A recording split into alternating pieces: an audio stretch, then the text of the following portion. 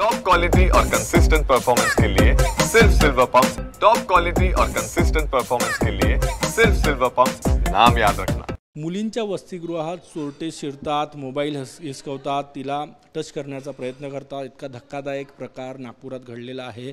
बेटा काय घडलं नेमकं सांग। सर रात्री 3 वाजे मी झोपलेली होती आणि रात्री 3 वाजे मी म्हणजे पाहते तर एकदम मला म्हणजे टच वगैरे केलं तर माझी झोप जशी उघडली तसे समोर माझ्या बेडच्या समोर 2 मुलं होते आणि जशी मी म्हणजे बसली झाली ना तसे ते रूममधून निघून गेले। जसे ते रूममधून निघाले तशी मी पण निघाली आणि त्यांच्या मागे म्हणजे जसे ते पळत गेले ना इथून तसे मग तिथूनच चिल्लवत निघाली मॅम मॅम मॅम मॅम। जसे मग मॅमचा दरवाजा मी ठोकली इथं आणि इथं जवळ गेट आहे त्या गेटमधून आलेले होते ते लोक। मॅमचा दरवाजा ठोकली, मॅमचा दरवाजा 5-6 वेळेस ठोकली।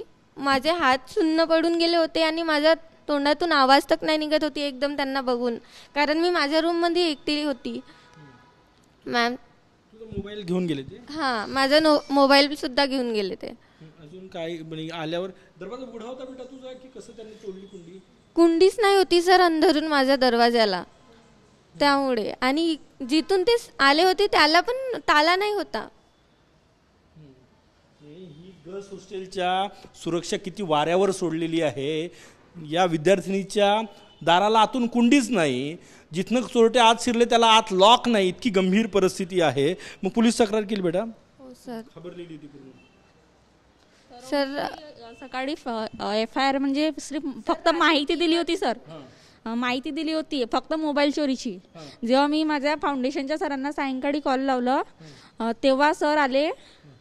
तर त्याच्यानंतर इथं सर वगैरे आले, माहिती विचारलं वगैरे सर्व। त्याच्यानंतर आम्ही सरीच्या बरोबर पोलीस स्टेशनला गेलो तेव्हा FIR दर्ज झाली सर रात्रीच्या दरम्यान 11-12 वाजेकडे। राहायची भीती वाटते बेटा इथं? भीती वाटते? सुरक्षित आहात का तुम्ही? हो सर, आता तर खूप भीती वाटते कारण हा प्रकरण माझ्यासोबत घडलेला आहे। तर या गर्ल्स हॉस्टेलच्या मुली आहे, तुला काय भावना आहे? भीती वाटते आता? हो सर, फक्त सिक्युरिटीचे म्हणजे सिक्युरिटी पाहिजे। आतापर्यंत काही असं काही घडलेलं नाही आहे, पण आता मनात भीती निर्माण झालेली आहे की असं काही घडू शकते। तुझं काय वाटतं? काही नाही, ते सिक्युरिटी पाहिजे फक्त स्ट्रॉंग, की जेणेकरून दुसऱ्यांदा असं घडलं नाही पाहिजे। कोणत्याही मुलींना काही होऊ नये, कारण खूप दूरच्या मुली इथं राहत आहेत, आईबापापासून लांब राहत आहेत इथं। तुझ्या रूममध्ये ती आली किती वाजले होते साधारणतः? सर 3, 10, 15 असेच काहीतरी। आता मोबाईल बंद आहे तुझा? हो। CCTV आहे हॉस्टेलमध्ये? नाही सर, नाही शिरले ते नाही अजूनपर्यंत। भीती वाटते बेटा? भीती वाटते राहायची हॉस्टेलवर? नो सर, ॲक्च्युली आम्ही यांच्या भरोशावर इथे असतो ना। आधी स्टार्टिंगला आम्ही राहायचो तर आम्हाला असं वाटायचं की गार्ड काकू आमचे करतात बा निगराणी, म्हणून मुली बेफिकर हॉस्टेलला राहायच्या। बट कालचं कृत्य झाल्याच्या नंतर माझ्या रूमच्या मुली आम्ही स्वतः नाही झोपलं, एखादं खूड आवाज आला की मला रात्रभर झोप नाही लागली सर। त्याच्यामुळे खूप खरंच भीती वाटते। आता काय मागणी काय आहे?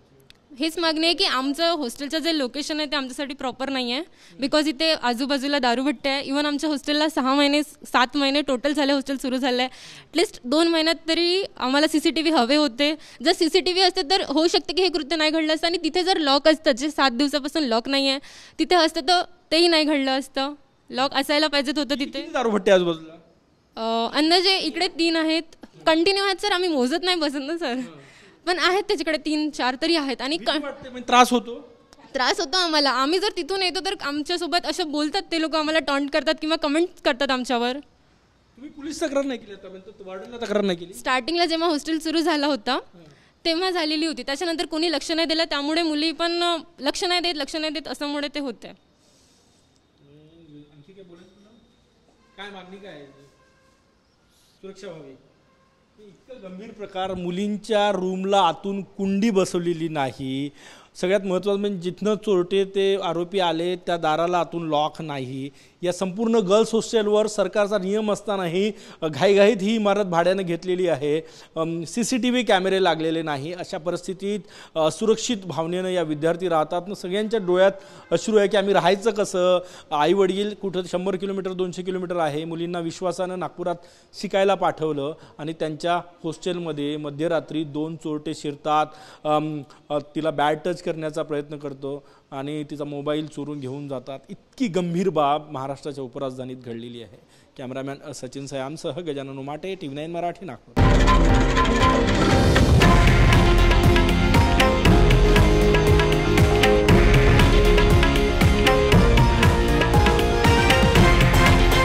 हे आहे देशातील नंबर 1 न्यूज नेटवर्क आणि आपण पाहत आहात TV9 मराठी, एकमेव.